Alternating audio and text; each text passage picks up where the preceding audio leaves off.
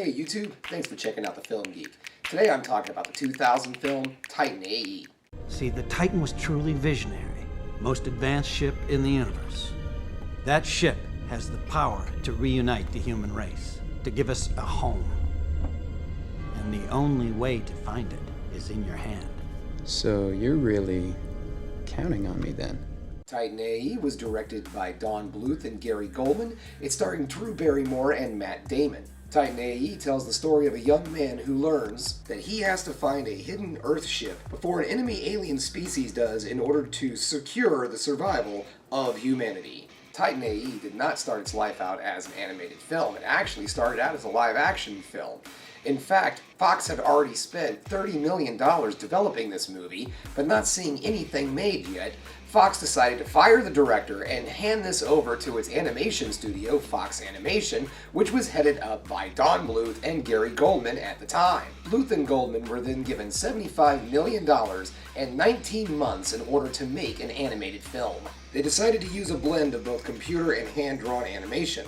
The film was set for a 1999 release, but due to several animated films being released that year, Fox pushed it back to June 6, 2000. The film ended up bombing at the box office, only pulling in roughly $37 million in its theatrical run.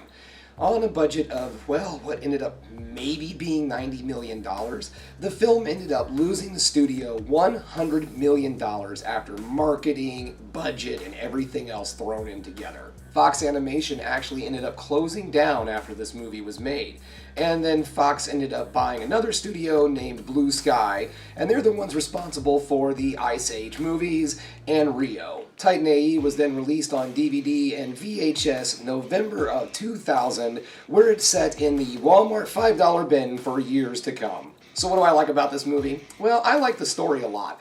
I know that some people have their problems with it, which, don't get me wrong, it's not perfect at all. But I find this movie really entertaining, and I think a lot of it has to do with the fact that when I saw this in 2000, I really didn't have anything to compare it to at the time. And I really enjoyed it. I thought that the story itself was a lot deeper and more mature, a little bit darker than a lot of animated films that were being made in the States at that time. So I really dug it. I thought it was very unique, and it set itself aside from a lot of the films of that day. Now, the story itself isn't perfect, don't get me wrong, and a lot of that has to do with mostly character motivation. One character in particular makes a decision in the film, and it's just kind of out of nowhere. And once you see the movie, you'll know what I'm talking about. It just doesn't fit. And then this character has a redemption for no good reason, and it just doesn't make sense. And that's really one of my only big complaints with this film, is that it tries to have like a little twist in it, but it kind of falls on its face in doing so because it doesn't add to the motivation of the character who does it. But other than that, in my opinion, the film itself is pretty solid. The animation. Okay, let's talk the animation.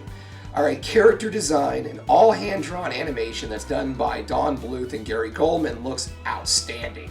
The CGI, however, oh god, man, it hasn't aged well. I wish I had better news for you, but it kind of stands out like a sore thumb, and it sometimes takes you out of the movie. But to be perfectly honest, when I saw this for the first time, again, I was like, whoa, that's amazing. This is again like going back and revisiting a video game from 2000 on your N64. Believe me, your mind's eye is much different. GoldenEye didn't look that great. I know that didn't come out in 2000. I digress. However, you see what I mean. Really, where this film absolutely shines is the voice acting. As I mentioned, our two leads are played by Matt Damon and Drew Barrymore, but there's a supporting cast of tons of great voice acting. Bill Pullman, Janine Garofalo, John Leguizamo, just to name some. Oh, Nathan Lane. So yes, the voice acting in this film is spot on. It's great.